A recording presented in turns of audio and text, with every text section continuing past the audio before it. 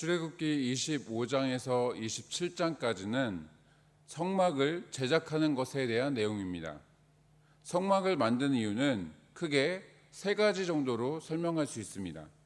우선적으로 인류를 구원할 메시아로서의 예수 그리스도를 알게 하기 위함입니다. 성막의 모든 요소가 예수님에 대해서 암시하고 있는 것이, 증거하고 있는 것이 그 이유인 것이죠. 다음으로 성막에서 드리는 제사와 예배를 통해 자녀된 이스라엘 백성들과 친밀한 교제를 나누기 위함입니다.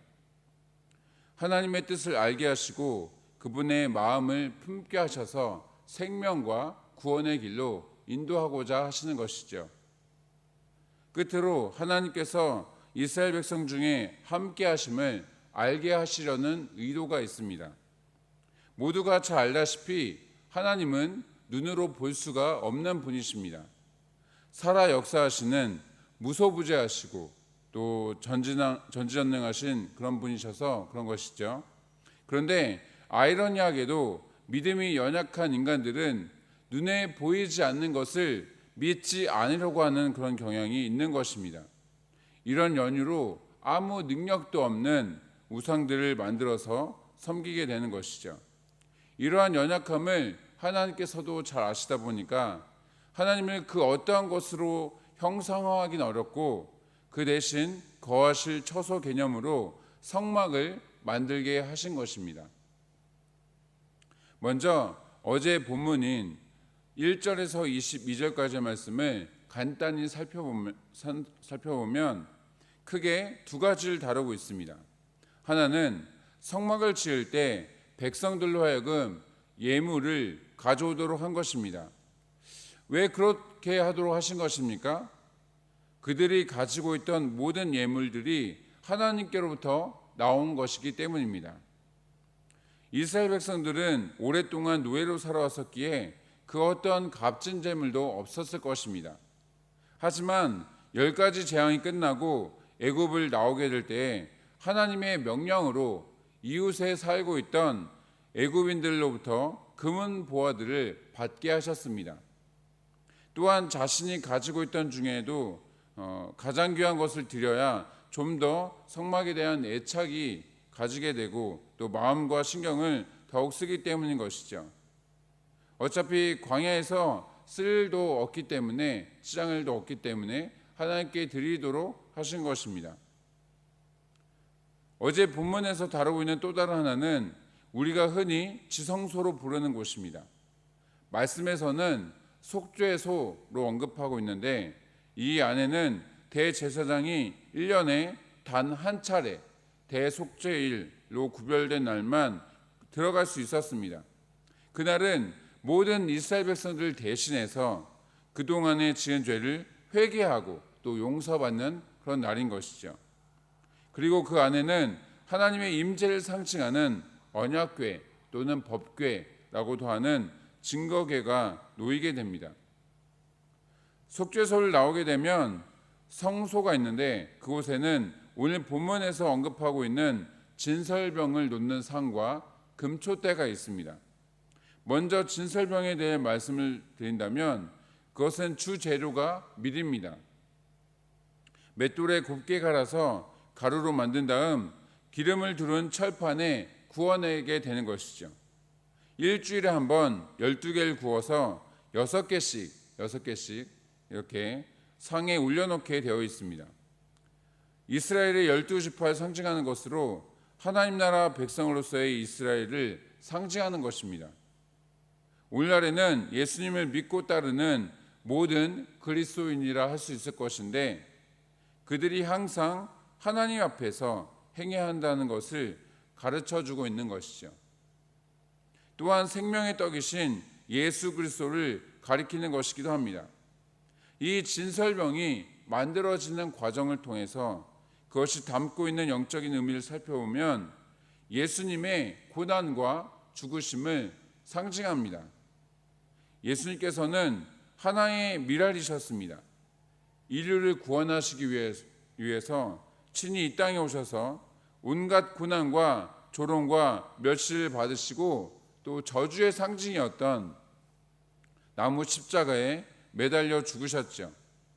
예수님께서 복음과 또 하나님 나라를 위해서 기꺼이 고난받으시고 또 죽으셨던 것처럼 그분을 믿는 우리 모두도 거듭난 존재로서 부서지고 깨졌을 때 30배, 60배, 또 100배의 결실을 맺을 수 있다는 것을 기억하시기 바랍니다. 다음으로 금초대입니다. 금초대는 7개의 촛불을 켤 수 있게끔 만들었는데 그것은 순금 한 달란트로 서로 이어붙이지 않고 통째로 한 번에 만들게끔 하셨습니다. 여러 모양과 장식들이 있는 것처럼 성도들도 제각기 다르지만 머리 대신 그리스도 아래에서 서로 분리되지 않고 마치 하나처럼 한 몸으로 연합해야 함을 가르쳐주고 있는 것입니다. 특별히 성소 안은 두툼한 가죽을 몇 겹으로 덮여 있는 상태에서 외부와 통하는 창문이 하나도 없기에 굉장히 어둡습니다. 한마디로 암흑 상태인 것이죠. 우리의 삶 가운데 이 세상에 빛이 들어오면 안 되기 때문입니다. 따라서 금초대에 있는 촛불이 항상 켜져 있을 수 있도록 기름을 공급해야만 했습니다. 그래야 그 불빛에 의지해서 제사장들이 성소 안에서 업무를 볼 수 있는 것입니다.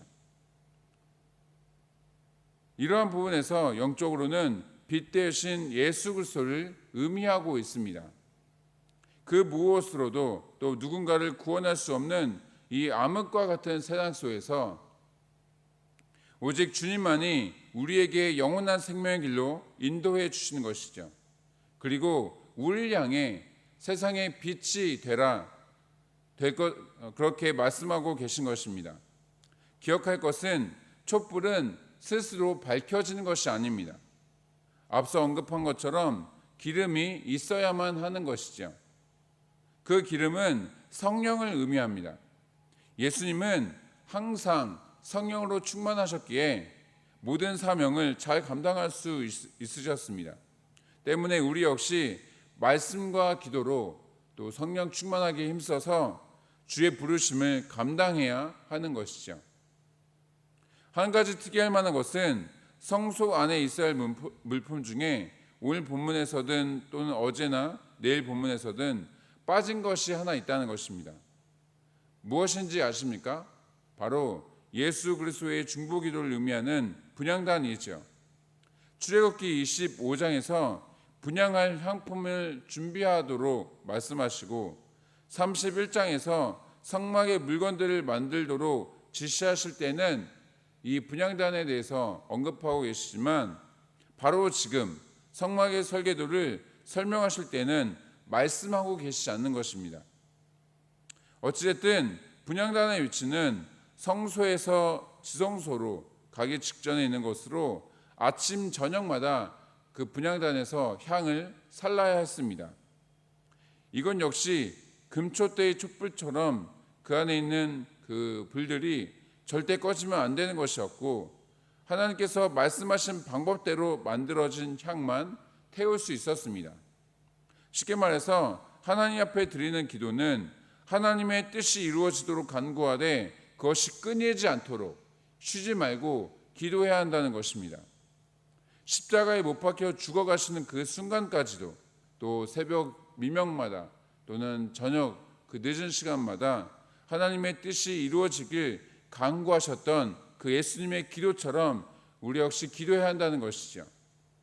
분향단의 위치가 지성소에 들어가기 직전에 있는 이유는 이러한 기도 생활을 통해서 하나님과 소통하고 또 하나님의 임재를 경험할 수 있다는 것을 알게 하시기 위함입니다. 이 영적 의미를 잘 기억하셔서 기도에 더욱 힘쓰시는 저와 여러분이 되시기를 주님의 이름으로 축원합니다. 말씀을 마치겠습니다. 영적 이스라엘 백성들 상징한 동시에 생명의 떡이 되시는 예수님을 의미하는 진설병은 성소 안의 유일한 빛으로 암흑 상태를 밝혀주는 금초대와 마주하고 있습니다. 이것은 무엇을 의미합니까? 생명의 말씀을 먹고 성령님을 통해서 소화되어져야 예수님의 명령을 따라 세상의 빛으로 살아갈 수 있다라는 것입니다. 몇 시간 들여치는 예배의 설교를 통해서 또는 개인적인 묵상이나 성경 통독으로 말씀을 섭취한다고 해서 어두운 세상을 밝히는 세상의 빛이 될 수 없다라는 것이죠. 아무리 좋은 음식이라도 폭식에, 과식에 급하게 먹으면 몸속에 자양분으로 남지 않게 되는 것과 마찬가지인 것입니다. 소식을 하더라도 천천히 음미하듯 식사해야 건강에 도움이 되는 것처럼 하나님의 말씀 역시 성령님의 그 도우심을 통해서 충분히 깨달아져서 자신의 영혼에 좋은 자양분이 되도록 해야 하는 것이죠. 바라기는 말씀과 성령의 충만함으로 세상의 빛이 되는 삶을 살아가기에 부족함 없는 저와 여러분 되시기를 주님의 이름으로 축복합니다. 이 시간 구국기도문으로 함께 기도하실 때 특별히 베트남 땅과 또 나라와 민족을 위해서 그리고 교회를 위해서 어려움 당하고 있는 성도를 위해서 이 시간 함께 기도하며 나가셨습니다. 이 시간 구국기도문으로 함께 기도하며 나갑니다. 코로나 사태 속에서도 신실하신 하나님을 더욱 신뢰하게 해 주시옵소서. 이 모든 상황을 믿음으로 버티고 인내하며 회복을 경험케 해 주시옵소서. 코로나 재난으로부터 모든 성도들을 눈동자처럼 지켜 보호해 주시옵소서. 코로나19가 베트남과 대한민국과 세계에서 속히 지나가게 해 주시옵소서. 모든 가족과 함께 마음과 정성을 다해 하나님께 예배드리게 해 주시옵소서. 모든 성도가 경선에서 회개하고 또 의로운 삶의 열매를 맺게 해 주시옵소서. 교회의 생명사역을 적극 추진할 수 있는 여건을 속히 허락해 주시옵소서. 성도들이 처한 모든 환난과 어려움 가운데 피할 길을 허락해 주시옵소서. 성도들의 생업과 삶의 터전을 지켜주시고 결코 좌절하지 않게 해 주시옵소서.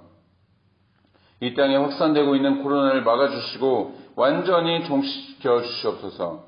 존귀하신 예수 그리스도의 이름으로 기도드리옵나이다. 아멘. 시간 계속해서 나라와 민족을 위해 또 교회와 어려움 가운데 있는 성도들을 위해 그리고 여러분 각자의 기도 제목을 가지고 함께 기도하도록 하시겠습니다.